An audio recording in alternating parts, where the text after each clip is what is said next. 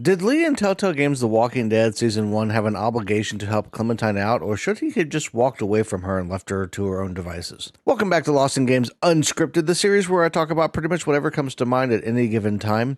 And today that happens to be Lee and Clementine from Telltale Games The Walking Dead Season 1, but more specifically, moral obligation and what kind of obligation we have to each other. Now, we talked a little bit last week about moral obligation in the sense of Ellie and whether or not she had the obligation to actually give up her own life potentially to save humanity. And while that was an interesting topic, there is a lot more to it than just whether you owe something to humanity. There's also what we owe to each other. Now, on the one hand, it might seem like it's a simple thing. You might say, well, of course Lee has an obligation. Clementine's a little girl. She should be helped, right? She needs the help. And yes, you're right on the surface, but the thing about it is sometimes we need to take the time to actually dig deeper into things and think about why something is right and what perspective we should be using to look at it. So from the perspective of Lee and Clementine, yes, you're right. She's a little girl, and Lee, being the adult, would have some kind of at least he would feel an obligation to help her out, normally speaking. Not everybody is that way. There are people that go about the world that see children as nothing more than a burden. And they see them as, why should we do anything? Children should be on their own. Animal children are on their own after a year. Why aren't human children? You know, there are people that legitimately think that way. And if everybody thought that way, the species would be extinct really quick. As a matter of fact, most people tend to have a soft spot for children, for babies, it's really hard for us to say no when it comes to helping out the small humans among us. And to a point where there are animals, domesticated animals like cats, that have actually developed over time a meow that sounds very much like a baby or the same tone as a baby, because it gets the humans, the humans actually pay attention to it when they hear that. Wild pumas, mountain lions, I was trying to think of the word, actually have a tendency to sometimes sound like human babies because they know it'll draw in potential prey in the form of human beings. So it's not abnormal for that because we have this inclination to help out the smaller among us. But is that necessarily always the right thing to do? Well, when it comes to something like self-preservation, from Lee's perspective, having Clementine along could actually be a detriment to his survival ability in a post-apocalyptic world. We're not talking about 50,000 years ago where children had to be very self-sufficient at a young age. They had to learn from a young age how to do things like hunt and how to gather and how to, that was an important thing. Children in today's modern society don't have to do all of that, right? We have technology for a lot of stuff, and it's just not necessary to survive. So from that perspective, if society were to just collapse overnight, more or less like it does in The Walking Dead, you don't know what you're getting into when you come across a kid. And if you're looking to survive and that's your number one goal, it might not be the best idea to take on this child that's going to need you to protect them and feed them. It's another mouth to feed that can't feed itself. That's not going to be able to necessarily help out as far as gathering things very well. So there's that aspect to think of. But as we always do, we look at it from a moral lens, and we look at the different, the moral ideologies and philosophies. And so we'll start with something like deontology, which we've talked about plenty of times on the channel. And deontology is literally about obligation. The entire framework is built around having a moral obligation or duty based on something like either a God handing something down or just in general to each other. From a deontological perspective, Lee would absolutely have an obligation to help Clementine out because she is another human being, but also because she's another living being. Deontology is typically used to justify things like veganism or just focusing on not doing any harm, right? So from a deontological perspective, he would have to help her out. He would have if that's what he ascribed to, 100%. But from a utilitarian perspective, where you're talking about the needs of the many, the greater good, that kind of thing. It's not necessarily the case. Now, if you're thinking long-term survival, potentially, yeah, you want to have the next generation raised up, and it's going to be good to help maybe teach her, and she's young enough that she's impressionable, and you could maybe teach her how to hunt, and you could teach her how to do things because she's still young enough to learn that kind of stuff. But realistically, that's not necessarily going to help you in the short term. If you need to survive day to day, and in Lee's case, when he first finds Clementine, he literally has no idea what's going on. All he knows is he was in a cop car that crashed, and then he's surrounded by zombies. He doesn't know what the hell they are. He doesn't, they look like people, but what's going on?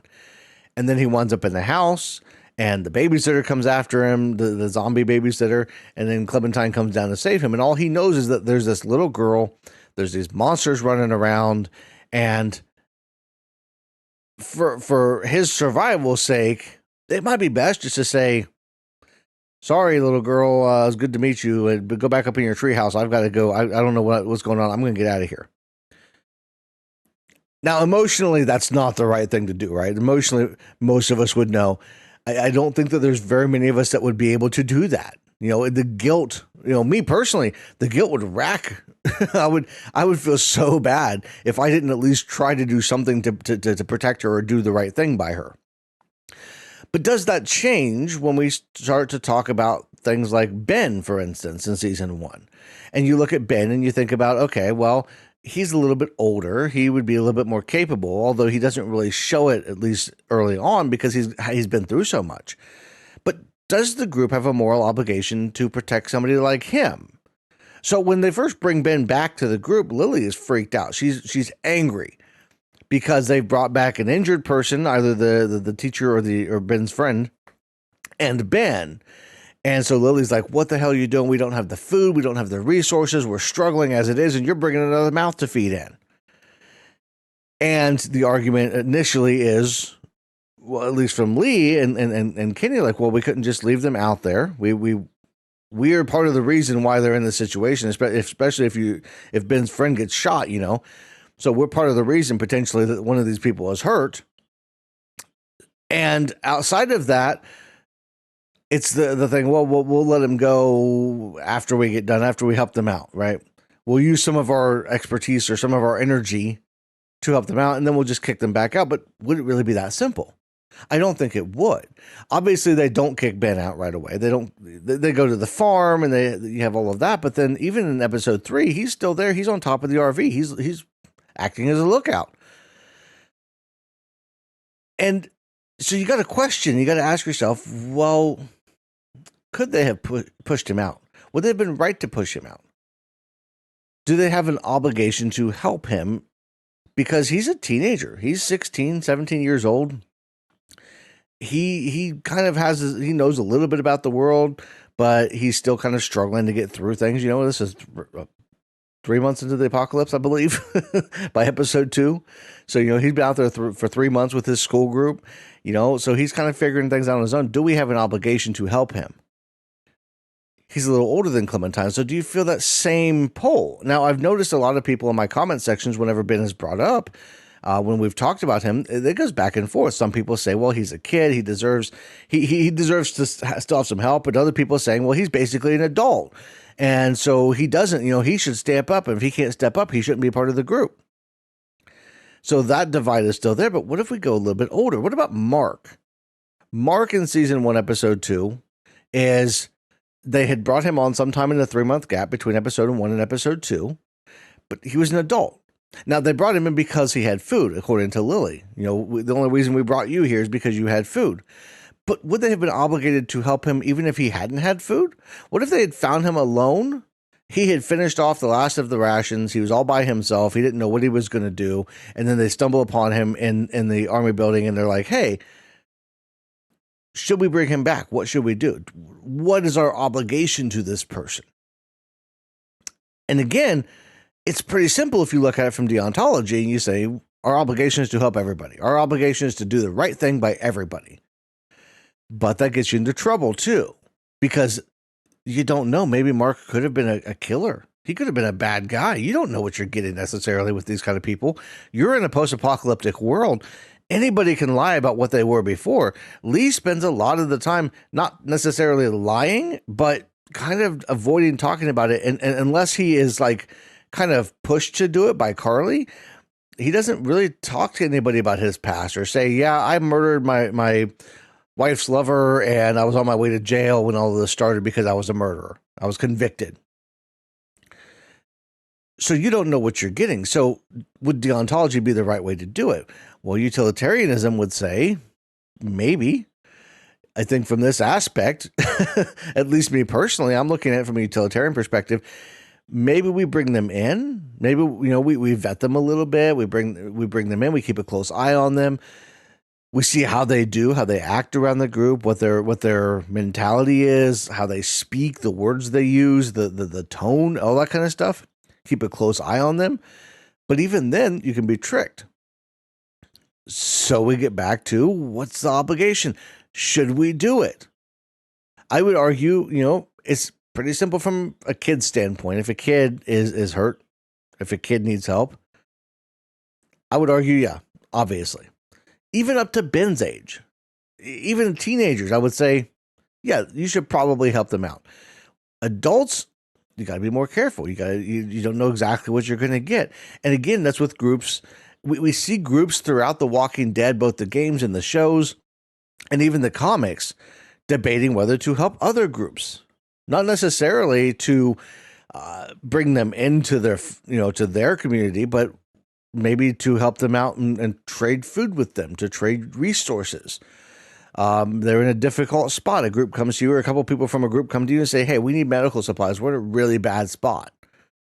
And it's always the question of what is their true intention? What is their true purpose? Bonnie in season 2 lies to the cabin group, or she lies to Clementine and Kenny and says, I've actually got my family. I just need a little bit of food.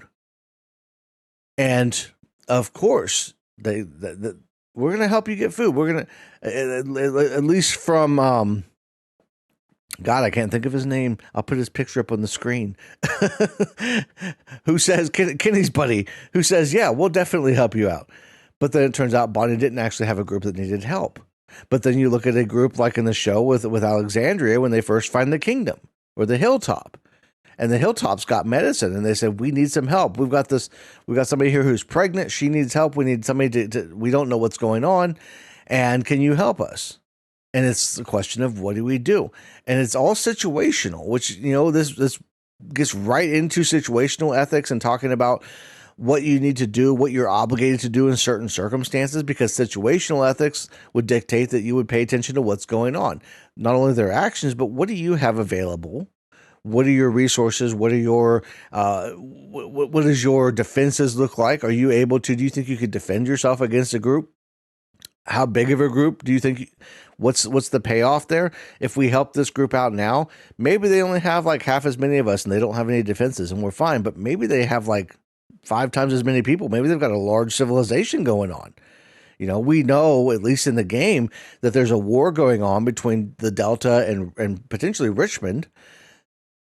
And so the question is like, okay, how big is the group that we might be dealing with?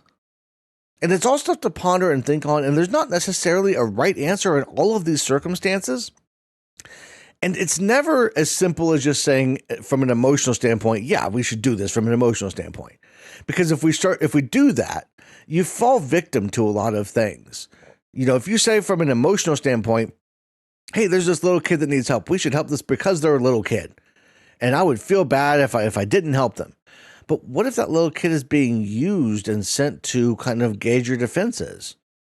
Because that does happen. That was one of the things when I was in Iraq that we had to worry about constantly, because there were groups of people that would use children and put explosives on them and send them up towards groups of soldiers, So you had to be careful. You didn't know what you were going to get yourself into. So if you go from an emotional standpoint, that's why it's important to ask these questions, to think about these things, because you never know what circumstances you're going to be in. And if you get practice of asking the right questions and focusing and asking yourself, what do I believe at my core? Do I ascribe to something like deontology, where I think there's a moral obligation that's handed down? Or do I subscribe to something like utilitarianism, where it's the needs of the many outweigh the needs of the few, and we need to make sure we're doing the right thing. We're looking at the consequences of our actions and how that's going to play out, and we're paying close attention to everything. How do you look at things? And are you doing the same thing across the board? Are you being consistent with how you approach these situations? The more consistent you are, the more practice you have at it. And that's why these games and looking at these as thought experiments is so amazing, because it gives you that practice. It gives you that time to kind of reflect, how would I handle this situation and why would I handle it that way? Would I only handle it that way because I'm being emotional about it? Or would I handle it this way because I have a good solid foundation to build on? So something to think about. I want your guys' thoughts down in the comments below. Not only do you think that Lee, whether or not Lee has a moral obligation to help Clementine, but what about the group? Do they have a moral obligation to help people like Ben or Mark, whether or not Mark has food? Do they have a moral obligation to help other people if you're in a post-apocalyptic situation? What do you think the situation is, and why would you do that? So let me know all of that down in the comments below. I've got a Patreon and a channel membership if you guys want to sign up for that. That helps me to create more videos and keep this stuff going. Liking and subscribing does that as well. Everybody that watches these videos and makes it all the way to the end, you guys are rock stars. So I want to thank all of you for watching. Everybody have a great rest of your day, and I will see you in the next one.